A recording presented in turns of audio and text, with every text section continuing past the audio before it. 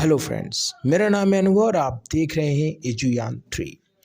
एजुयान 3 का यह video segment भी आपके लिए बहुत ज़्यादा महत्वपूर्ण होने वाला है, क्योंकि इस वीडियो सेगमेंट में हम बात करने वाले हैं नेपोलियन बोनापार्ट के बारे में। एक महान शख्सियत था नेपोलियन बोनापार्ट। नेपोलियन के युग की चर्चा करेंगे हम। नेपोलियन को पढ़ते हुए उसके उद्भव की स्थितियां पढ़ेंगे, उसके प्रमुख कार्य पढ़ेंगे, उसके महाद्वीपीय व्यवस्था को पढ़ेंगे और आखिर कैसे वह उसके शासन, उसके अनुशासन, इन सब का अंत होता है, यह भी हम आगे जानेंगे इस वीडियो के अंदर। अगर आप इस चैनल पर नए आए हो तो वीडियो पसंद आने पर इस चैनल को सब्सक्राइब जरूर कीजिएगा। वीडियो पसंद आए तो लाइक जरूर कीजिएगा और इन्फॉर्मेशनल लगे तो प्लीज़ प्लीज़ प्लीज़ इन सभी को नोट करके अपनी एक नोट्स भी तैयार कर लीजिएगा। नेपोलियन का युग की शुरुआत होती है 1793 में। इसके जन्म की चर्चा हम आगे करेंगे, लेकिन इसके उदय के बारे में कुछ जान लेते हैं। सबसे पहले 1793 में सेना में एक सामान्य अधिकारी बनकर के यह चाहता है। बाद में नेशनल कन्वेंशन का एक नेता या एक शख्स बर्रा, उसका सपोर्ट इसको मिलता है और यह अपनी योग्यता के बल पे 2 ही सालों के अंदर फ्रांस में सेनापति के पद पर नियुक्त हो जाता है। 1799 में यह प्रथम कौंसल बनता है और 1804 में यह शासक बन जाता है, सम्राट बन जाता है। आखिर मैंने ये क्यों बताया पहले कि यह सम्राट कैसे बना? ये कुछ मेन सन थे, ये कुछ मेन ईयर्स थे जब नेपोलियन ने बड़ी बड़ी उपलब्धियां हासिल की। जैसे पहले अधिकारी बना, फिर सेनापति बना, फिर कौंसल बना और फिर सम्राट बना। आपको याद है कि 1793 वो समय है जब हम फ्रांस की क्रांति में पढ़ रहे थे। गणतंत्र, उदार गणतंत्र और उग्र गणतंत्र के बीच में बातें चल रही थी। उसी टाइम पे गणतंत्र की बातें जोरों शोरों पर चल रही थी। और बात करें तो नेपोलियन हमारा जैकोबियन क्लब से बिलोंग करता था। नेपोलियन ने 1793 में जैकोबियन क्लब को ज्वाइन किया। फिर क्या था? 1795 में हमने बात कर ही लिया कि वह सेनापति बन चुका था और जैसे ही वह सेनापति बना 1796 में इटली में वह मिशन पर निकल पड़ता है और नीस और सेवाय के क्षेत्र पर वो अपना कब्जा कर लेता है। फिर आगे नेपोलियन ने 1797 में ऑस्ट्रिया पर हमला कर दिया, उसको भी अपने अधीन कर लिया। 1798 में वह मिस्र से युद्ध करता है, उसको भी हरा देता है और 99 में एक टर्न आता है उसकी लाइफ में। 1799 में जब वह तुर्की के मिशन पे था, उसी वक्त उसके पास एक खबर आती है कि डायरेक्टरी अब शासन चलाने में सक्षम नहीं दिख रही है। फिर क्या था? जो नेपोलियन सेनापति बनकर के देशों में लड़ाइयां लड़ता था, अब उसकी महत्वाकांक्षाएं बढ़ गई। नेपोलियन का संदेश आया कि नाशपाती अब पक चुकी है। नाशपाती पक चुकी है का मतलब यहाँ ये था कि अब वक्त आ गया है राजनीति के अंदर कदम रखने का। और नेपोलियन ने इसके बाद 3 मेंबर की एक काउंसिल बनाई और उन तीनों मेंबर में फर्स्ट पर्सन नेपोलियन था। जनता ने नेपोलियन से उम्मीदें बांध रखी थी। इसके बारे में आगे चर्चा करेंगे, उससे पहले हम थोड़ा से नेपोलियन के बारे में जानते हैं। नेपोलियन का जन्म 1769 में कॉर्सिका आइसलैंड पे हुआ था। बाय बर्थ नेपोलियन इटालियन था और रूसों के विचार इसके ऊपर बहुत ज़्यादा प्रभावी थे। रूसों के विचारों को ये फॉलो करता था। एक घटना बताते हैं कि तुलो नामक एक बंदरगाह था।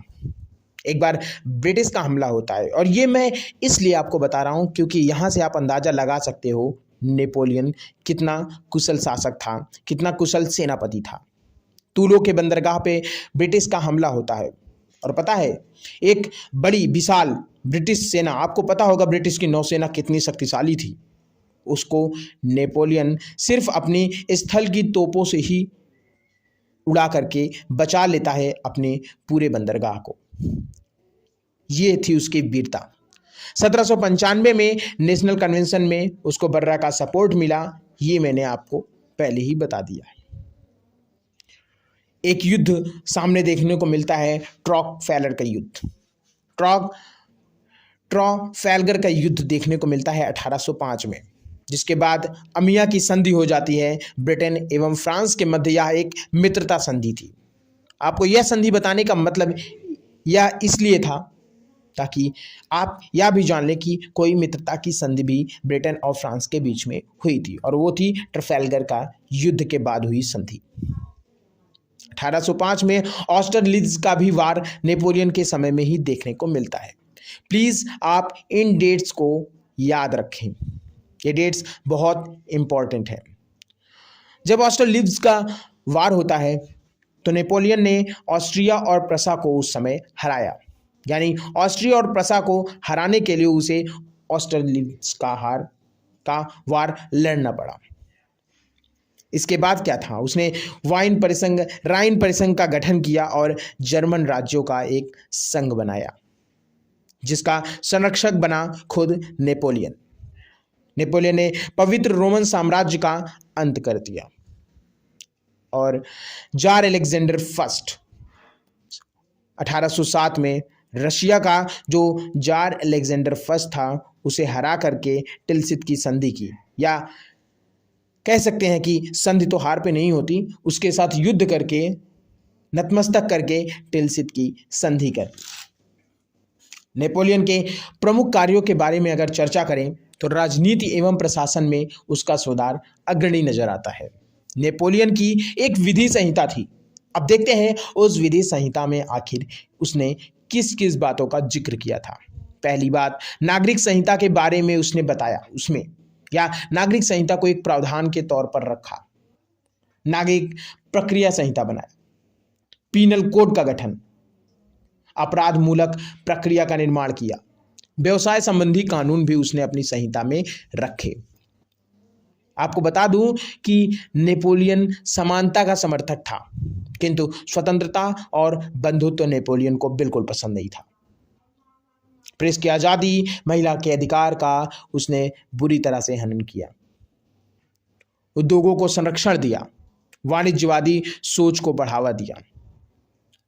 चुंगी कर को यहाँ पे लगाने लगता है नेपोलियन। चुंगी कर क्या होता है, जब हम कोई वस्तु किसी दूसरी जगह पे भेजते हैं तो दूसरी जगह पे जहाँ हम उसे निर्यात करते हैं, जिस जगह पर, उस जगह पर लिया जाने वाला एक कर होता है, उसको उसने लेना शुरू कर दिया। बैंक ऑफ फ्रांस की स्थापना की, मुनाफाखोरी पर रोक लगाई, कर एकत्र करने के लिए एक्साइज ब्यूरो का स्थापना किया और नाप तोल में भी काफ़ी सुधार किए। ये उसके कुछ राजनीतिक और प्रशासनिक सुधार थे। इस जगह पर फ्रांस ब्रिटेन से पिछड़ जाएगा।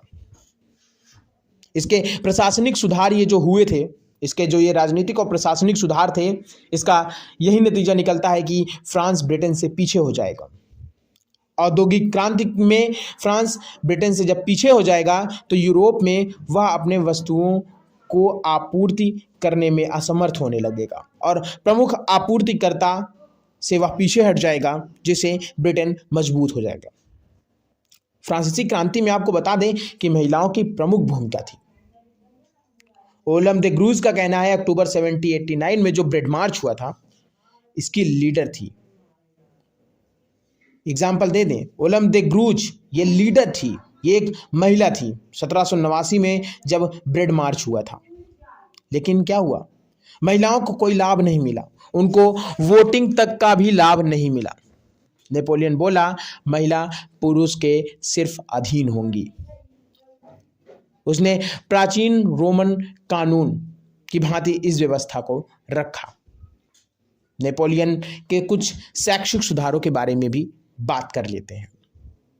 नॉर्मल स्कूल रखा उसने, छात्रवृत्ति की व्यवस्था की और टीचरों के लिए स्कूल खोला, खुद अध्यापक भी प्रशिक्षण लेता कि नेपोलियन के समर्थक अगर अध्यापक हो गए, और इसके पीछे का उसका जो रीज़न था वो था कि अध्यापकों द्वारा नेपोलियन की ही वाहवाही की जाना, और जहाँ पर टीचर जो भी कुछ पढ़ा देते हैं बच्चे उसको अच्छे से अपने दिमाग में बैठा लेते हैं। तो सोचिए नेपोलियन के बारे में जब टीचर सिर्फ अच्छा बताएगा लोगों को तो नेपोलियन की छवि ताकि बेहतर हो, इसलिए नेपोलियन ने उनको एक स्कूल का उनके लिए निर्माण किया जहाँ पे उनको ये बताया जाएगा कि उन्हें सरकार के बारे में ही बोलना है, यानी नेपोलियन के पक्ष में बातें करनी है। कुछ धार्मिक सुधार के बारे में हम बात कर लेते हैं नेपोलियन के। फ्रांस की जनता जो थी वो बहुत धार्मिक प्रकृति की थी और वर्तमान में भी देखने को मिलता है कि वह धार्मिक प्रकृति के लोग हैं। 1801 में पोप के साथ कनकॉर्डेट नामक धार्मिक समझौता करता है। आपको बता दें कि रोमन कैथोलिक उस वक्त एक ऐसा धर्म था जो वहाँ पे सबसे ज़्यादा मात्रा में प्रचलित था, एक बहुमत वर्ग वाला धर्म था। दूसरे नंबर पे चर्च की संपत्ति वापस से जब्त कर ली जाती, यानी मतलब यहाँ पे कहने का मतलब है मेरे कि चर्च की संपत्ति जो कि जब्त हो चुकी थी उसको वापस लौटा दी जाती है। आपको बता देना फ्रांस की क्रांति हुई थी, फ्रांस की क्रांति में जो निर्णय आया था उसमें था कि चर्च की संपत्ति जब्त कर ली जाएगी, उसको उसने वापस कर दिया, धार्मिक अधिकारी बनाना शुरू कर दिया। और 1804 में पोप और नेपोलियन के मध्य जाते जाते संबंध खराब हो जाते हैं। अब हम यहाँ पे बात करेंगे नेपोलियन के महाद्वीपीय व्यवस्था के बारे में। महाद्वीपीय व्यवस्था ब्रिटेन के आर्थिक बहिष्कार पर आधारित थी। यहाँ एक बिंदु अपने दिमाग में रखिएगा कि महाद्वीपीय व्यवस्था ब्रिटेन के आर्थिक बहिष्कार पर आधारित थी। 1807 में नेपोलियन सत्ता के सर्वोच्च शिखर पर पहुंच चुका था। आखिर यह हम कैसे कह सकते हैं कि 1807 तक नेपोलियन सत्ता के सर्वोच्च शिखर पर था? तो उसके पीछे का रीज़न है, उसने रूस को हराया, उसने प्रसा को हराया, उसने ऑस्ट्रिया को हराया, स्पेन पुर्तगाल के साथ अपना सहयोग रखा और जर्मनी इटली का संरक्षक बना।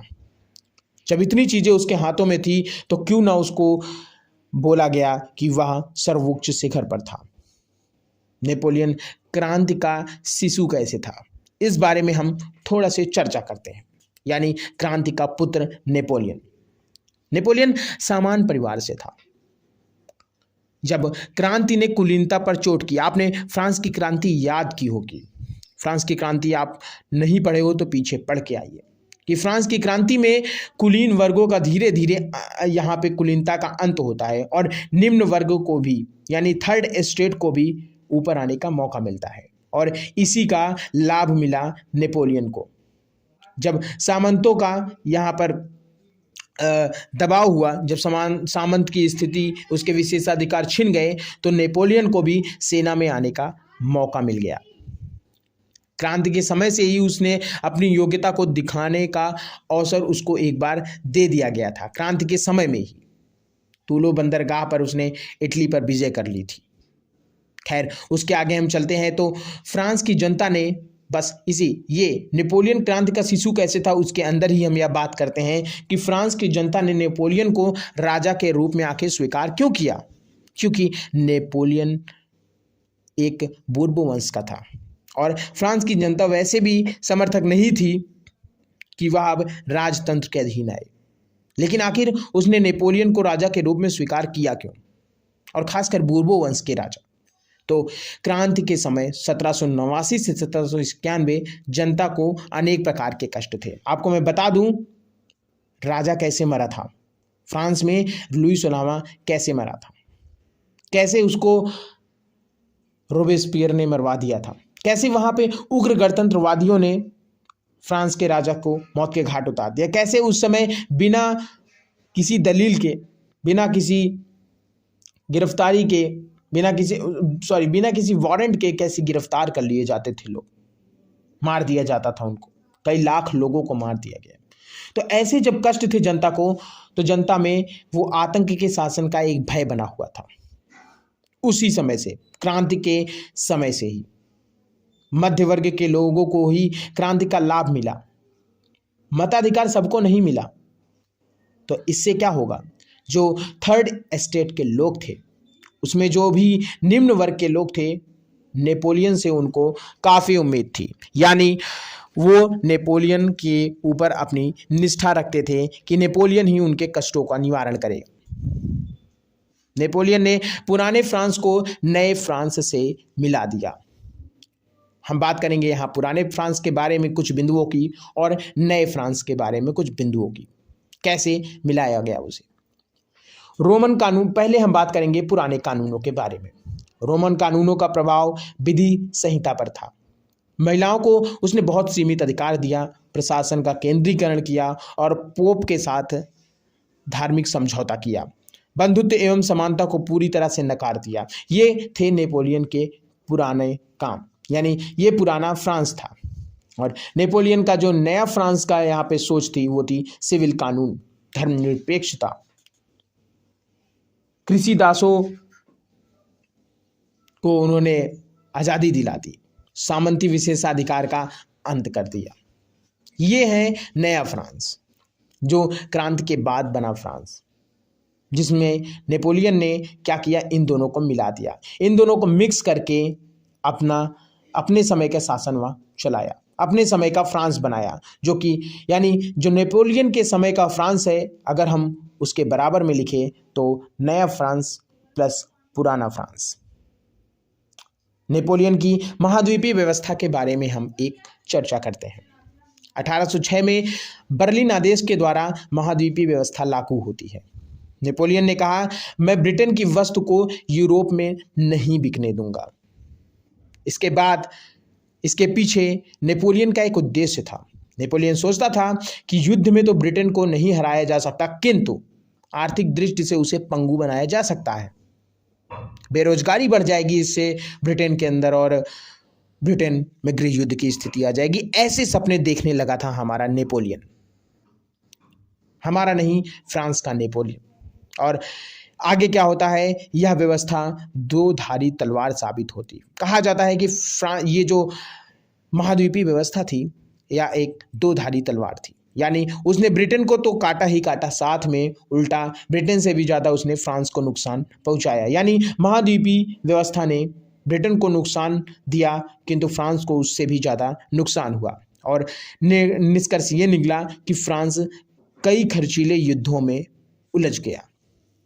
आखिर जब कई खर्चीले युद्धों में आप उलझ जाओगे तो आपका पतन होना शुरू होगा। तो हम आगे चर्चा करने वाले हैं नेपोलियन के पतन के बारे में। महाद्वीपीय व्यवस्था 1806 में लागू होती है, ये तो हम जानते हैं। उसके बाद क्या था, महाद्वीपीय व्यवस्था को स्वीकार कर लिया था, महाद्वीपीय व्यवस्था को पोर्तुगल ने अस्वीकार कर दिया था। उसने ये बोला कि नहीं, मैं ब्रिटेन के सामान को आने दूंगा, जबकि महाद्वीपीय व्यवस्था ये थी कि ब्रिटेन का सामान यूरोप के अंदर नहीं आएगा, और अगर कहीं से आने की खबर मिलती है तो उसकी जहाज़ों को उड़ा दिया जाएगा। इसके एवज में पुर्तगाल ने उसकी बात नहीं मानी नेपोलियन की, और फिर क्या था, जब उसने महाद्वीपीय व्यवस्था का विरोध किया तो उसके ऊपर नेपोलियन ने कब्जा कर लिया। और आगे चल के हमें स्पेन वर्सेस पुर्तगाल देखने को मिलता है।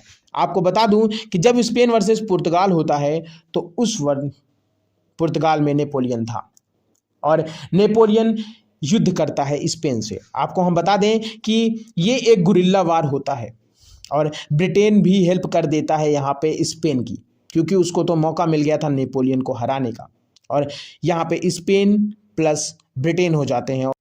और उधर नेपोलियन अपने 3 लाख से अधिक सैनिकों के साथ जो युद्ध में उतरा था, उसके 3 के 3 लाख सैनिक मारे जाते हैं।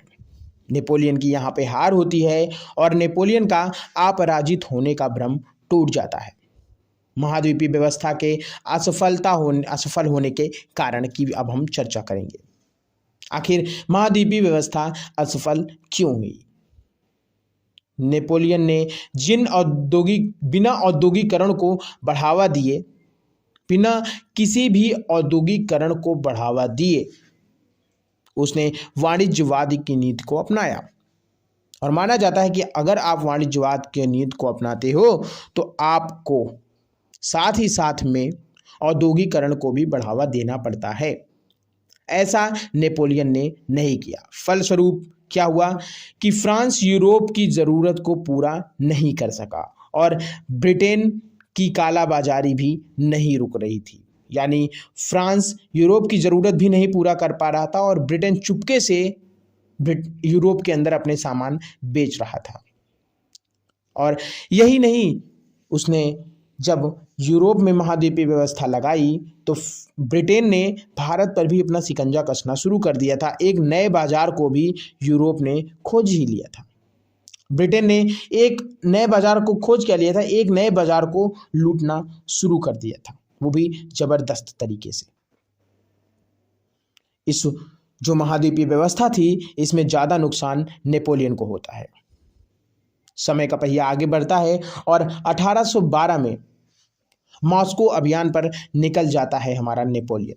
मॉस्को यानी रशिया, और वहाँ पे कमांडर दिसंबर और कमांडर जनवरी तैनात थे। कहा जाता है कि रशिया में दिसंबर और जनवरी में ऐसी ठंड पड़ती है जिसे सह पाना बहुत मुश्किल होता है। और हुआ क्या, जब नेपोलियन ने मॉस्को पर अटैक किया तो वहाँ से रशियन सैनिक पीछे चले गए और जब नेपोलियन अंदर ही अंदर घुसता चला गया तो वह ऐसे क्षेत्र में पड़ा जहाँ से लौटना लगभग नामुमकिन हो गया था। नेपोलियन के बहुत लाख सैनिक मारे जाते हैं। कई लाख सैनिक मारे जाने के बाद नेपोलियन वहाँ से एकदम क्षतिग्रस्त हो जाता है, तहस नहस हो जाता है। और फिर क्या था, आगे हम एक दौर देखते हैं नेपोलियन के पतन की आखिर स्थितियां क्या होती हैं। पतन की भी स्थितियां, उदय की भी स्थितियां। उसका पतन होना भी एक कारण था और उसका उत्पन्न होना भी एक कारण था। तो उसके पतन की स्थितियों की चर्चा करें तो सबसे पहली बात, महाद्वीपीय व्यवस्था उसकी असफल हो जाती है। नेपोलियन का युद्ध दर्शन।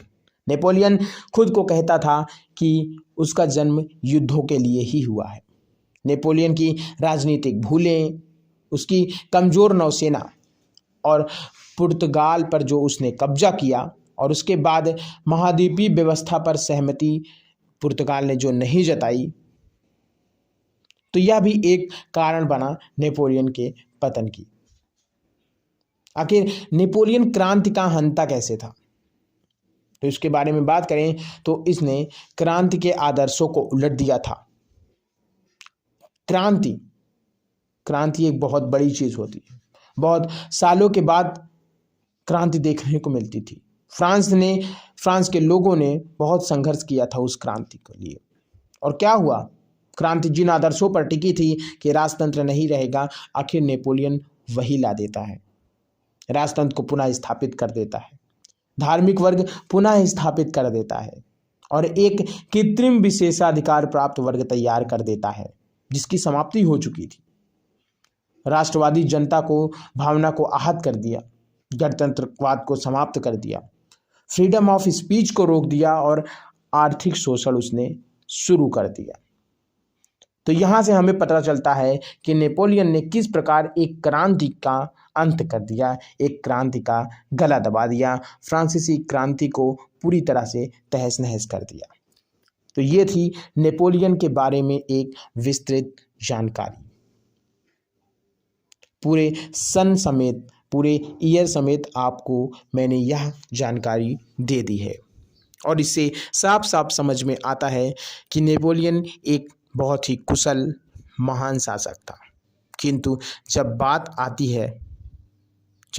है सामान्य जनता से जोड़ने की, उसके महानता की, तो वहाँ कहीं न कहीं वह तुच्छ नजर आता है। नेपोलियन ने अपने जीवन में कई बड़े काम किए, कई अच्छे काम किए, कई बुरे काम किए, पर इतिहास में नेपोलियन आज भी एक महान शासक, एक महान दिमागदार शासक, एक कुशल सेनापति, एक कुशल दिमाग वाला एक महान शासक, नेपोलियन बोनापार्ट। आशा करते हैं आपको ये वीडियो पसंद आया हो। अगेन बोलूँगा वीडियो पसंद आया हो तो ऐसे इन्फॉर्मेशनल वीडियो के लिए इस चैनल से जुड़े रहें। धन्यवाद।